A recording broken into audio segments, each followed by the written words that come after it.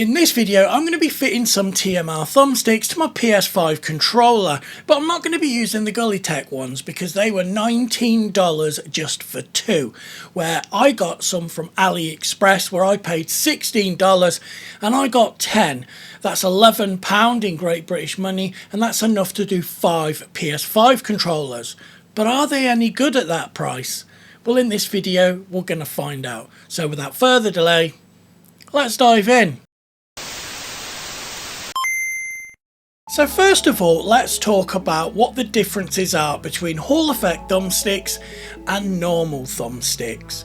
Now, a lot of people have been asking, why doesn't manufacturer, all of them, start using Hall effect thumbsticks in their first party controllers? Now, the simple answer to this question is Hall effect thumbsticks are not as accurate or precise as those old thumbsticks that, yes, you do get stick drift eventually with. So that's the main reason they don't want to use them, because they're not actually as good as original thumbsticks. So what's the difference between TMR? Because aren't they just Hall effect as well? And you'd be correct, they are Hall effect thumbsticks, but they use a different magnetic wavelength that's a lot lower, and it basically gives you the accuracy and precision of the original thumbsticks, but in a Hall effect package, meaning you won't get stick drift. So for all intents and purposes, TMR thumbsticks are the best of both worlds. Maybe we finally have a thumbstick that first party manufacturers can go ahead and use. Now, some people are saying that they'll never use them because of the price.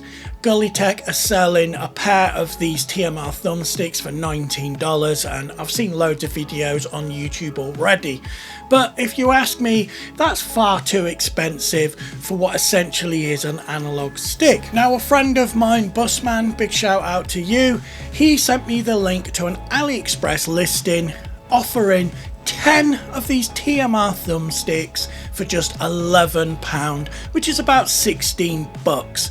So not only are they cheaper, you can do 5 PS5 controllers instead of 1. So next, let's have a look at the thumbsticks that I picked up from AliExpress, and of course there'll be a link in the description below so you can grab some. It's not an affiliate link and there's no kickback on me, and I bought these thumbsticks with my own money. Then what we'll do is we'll pick a controller to tear down and replace the analog sticks, and then we'll use Gamepad Tester and see how they perform. Now, I will go over everything you need to do this job, and we will look at certain aspects of the procedure, but this is by no means a step-by-step full tutorial on how to change analog thumbsticks in controllers.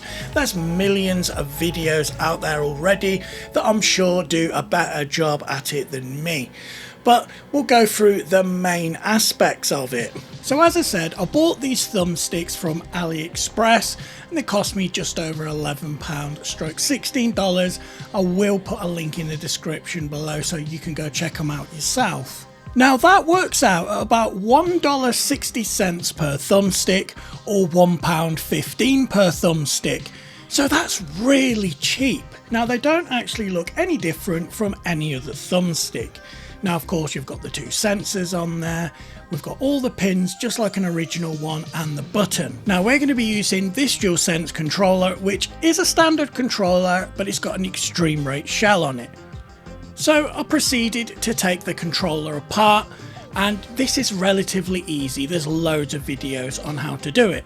But as soon as we get to the PCB, we can see there's some wires soldered directly onto it. We've got a yellow wire, a green wire, a black wire, and a red wire, and that's to do with the vibrating motors, etc. So we need to desolder all them. So I got the soldering iron out and I basically just desoldered them so I can bring the board out itself. So this is the main PCB board for the controller, and that makes a perfect segue to today's sponsor, PCBWay. Now, I'm sure you all know who PCBWay are. You design your own circuit boards, you send them the files, and they bring your ideas to life at really competitive prices. They don't only do circuit boards, they'll also 3D print your STL files. So let's take a look at it in action. As you know, I designed the LucFox Pico case. So let's drag and drop that STL file across, and you can find this file on Thingiverse, again link in the description. We're going to set it to PLA and we want 1, and then of course you can change the colours if you so wish. Then all we need to do is submit the request and then hit agree, and then what will happen is a member of the PCBWay team will have a look at your STL file, make sure there's no issues with it, and once they've approved it, you can then proceed to the checkout and order your print. So I just want to thank PCBWay for being today's sponsor. Thanks again to PCBWay for sponsoring today's video. So what I'm going to do now is I'm going to get the Captain tape out and cover all those parts that I don't want melting off. I've got this little contraption device here that I got off Amazon for $10, and it just holds the PCB. What I'm doing is I'm using a hot airflow workstation, and I'm basically pulling off those thumbsticks. It's nice and easy. And once the thumbsticks are out, I'm going to use some solder wick to suck all that solder out so the holes are nice and clear. And I'm going to use IPA, of course, to clean everything up.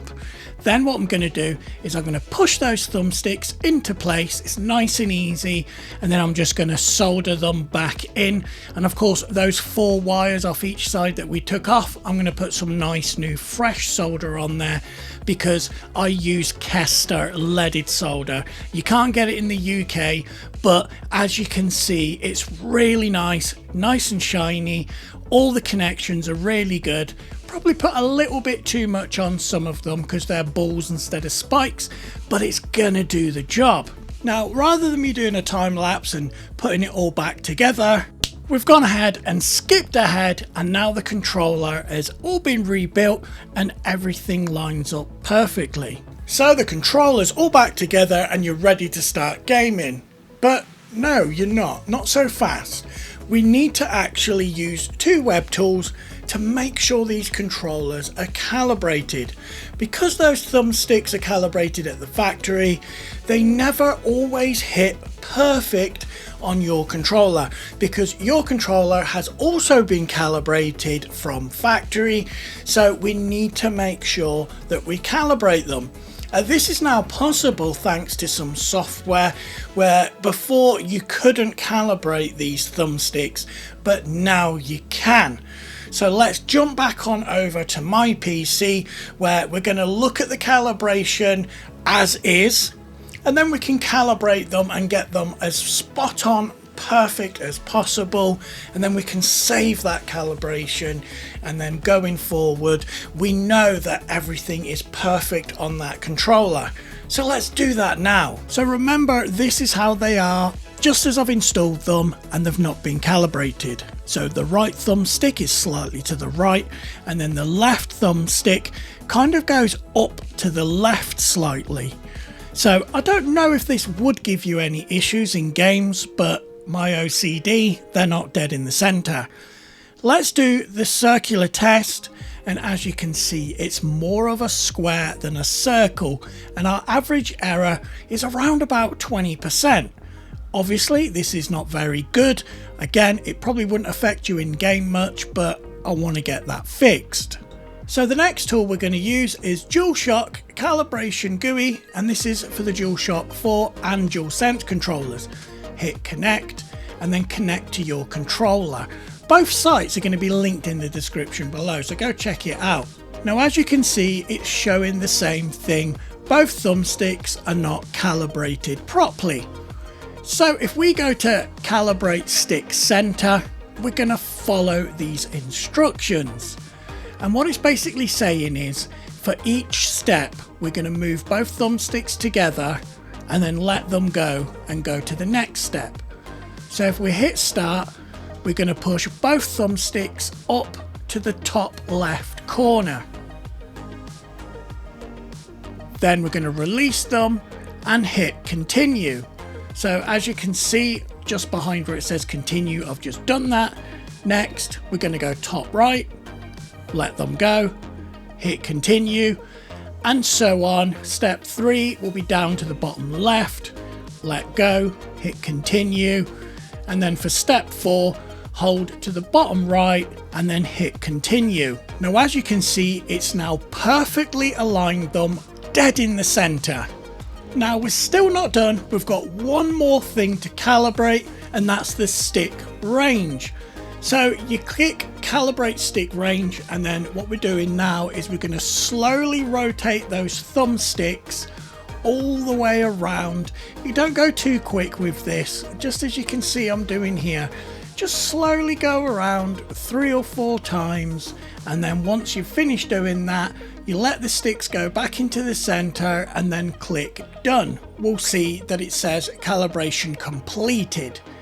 Now if we jump back over to Gamepad Tester, because I just feel like that's the better application to use, we can see that the thumbsticks are dead center in the middle, and then if we do the circular test, we can see that the average error is in between 4 and 5, and that's a really good range to get it within. So of course we've got 4.0 on the left and 4.3 on the right. This is actually really good. Now these changes are temporary, we want to make them permanent. So go back over to the other page and hit save changes permanently and hit OK. Now we are done. So as you can see, we got it all calibrated, and then I've been playing some games, both Call of Duty style games and Gran Turismo. And what I can safely say is these thumbsticks feel just like the original. They're so close to the original thumbsticks. If you were to hand someone a controller with TMR thumbsticks, they probably wouldn't even notice that they'd been changed. And that's going from someone that's used so many different control pads and thumbsticks in the past. So the majority of people are saying these thumbsticks are absolutely fantastic. They are the future. TMR thumbsticks for the win. Everyone should be using them, and fingers crossed that we might be seeing them in third-party controllers going forward. But then again, the manufacturers really want your control pads lasting a lot longer, because we all know there's a percentage of people out there that as soon as a control pad starts playing up, it's straight in the bin and they buy another brand new controller, adding to the manufacturer's profit line. So I do think it's a 50-50, but what I can guarantee is third parties are going to start using TMR thumbsticks instead of the normal Hall effect ones going forward, just because they are that much better. So I hope you enjoyed this video on TMR thumbsticks. If you want something else to watch, we got some videos up here you can go and take a look at. And if you enjoy my content, you know what to do. Like, subscribe, bell button, hit it. I'm JP, you've been watching Alien Gaming, and as always, I'll catch you in the next one.